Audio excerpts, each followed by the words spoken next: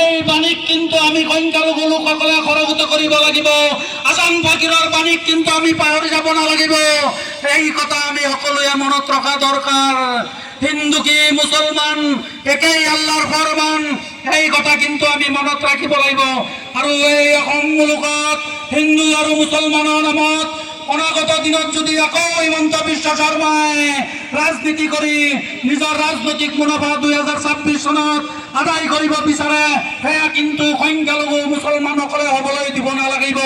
যাৰ কাৰণে অসমৰ একমাত্ৰ সিংহ পুৰুষ বজ্ৰকণ্ঠ অখিল গগৈ ডাঙৰীয়া একমাত্ৰ নেতা, যি নেতাই নিজৰ বুকুত গুলিও ভয় নকৰি মুছলমান সংখ্যালঘু লোকসকলৰ কাৰণে গুলি খাবলৈ প্ৰস্তুত হোৱা একমাত্ৰ স্বাভিমানী প্ৰগতিশীল জাতীয়তাবাদী নেতা অখিল গগৈ ডাঙৰীয়া।